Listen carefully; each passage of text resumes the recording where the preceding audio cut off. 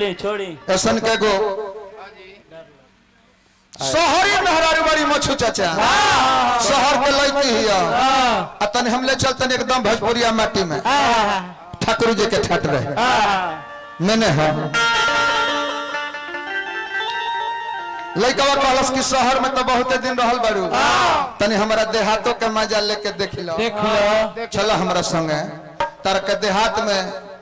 बीजा बर्गर तो कमे मिली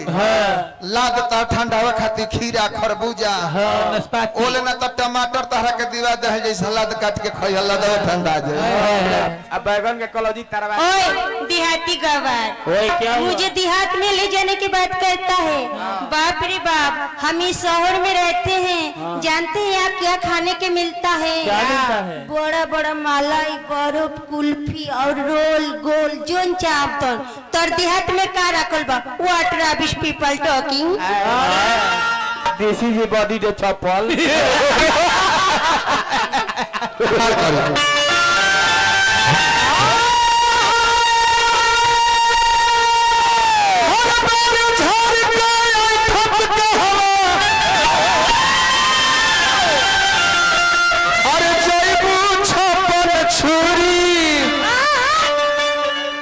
चलो खाली सरजू जी हेल के अभी तक एकदम भेटा जाए एकदम ठंडा तेल लगा दे जा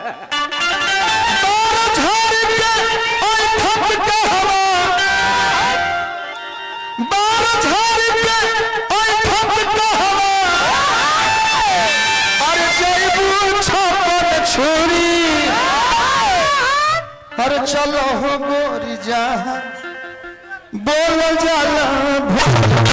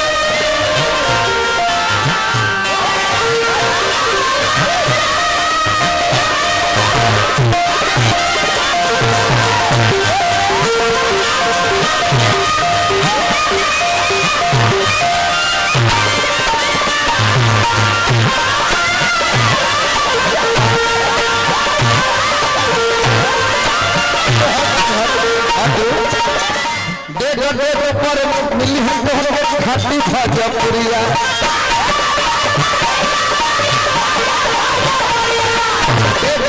पर मिली है खाती भजपुरिया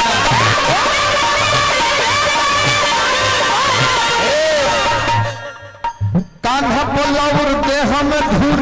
माथा पपरिया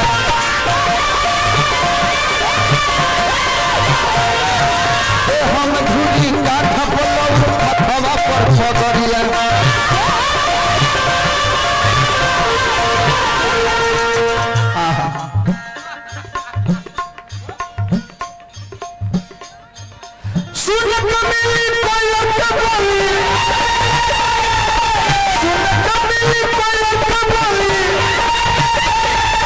सब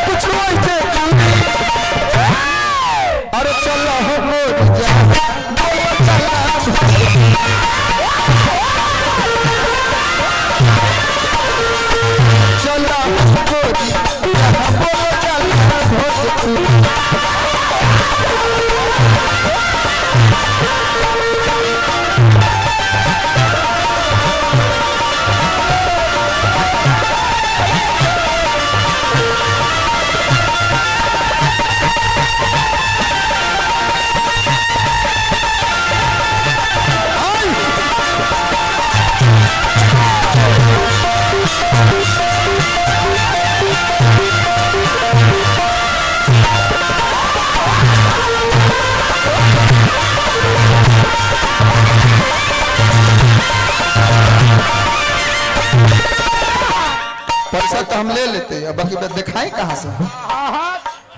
है ये नहीं खाए ये ही को कर नंगे हो निगाह होगा साहब हो जाता कि ले जाकर रूम में बंद कर दिए का कहते रू कहतन कि टमाटर बेचे वाला के बैगन दिखाई रौरा तो पसंद पड़ी ना सब चोखा बना दी एगो काम ना करी हमरा के हम टमाटर के खेत को ही नहीं खी देख ले नैहर में रहनी ना तो मोय पिटिया हरियर करवा लेत रहनी चली ना तरी पाकल टमाटर पर सुता के पिटिया तरी लाल कर दी टमाटर खाइबो न लाल हो जेबो बुझाई की सोच हो है जेबो देही पे कूद है हां बुझाई लगबो की सोच है बे लाल करे के नहीं के खाली पिटिया लाल कर देम तो उतना काफी बा तो वही बबुआ रे ना हो खीरा खरबूजा लाट जुड़ाई खई हो तू टमाटर हो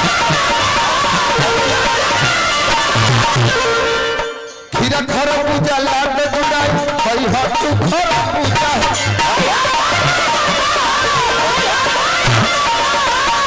कहत गुलाब तोहरा से बात पूजा शर्म गुलाब सूझ कहल पतिया नहीं पूजा हो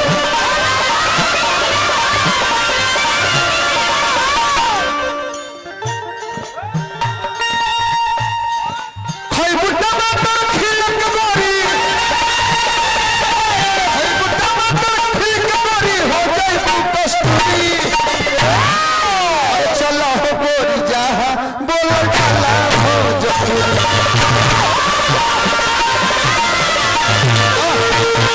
चलो हो गोरी जाहा बोल डाला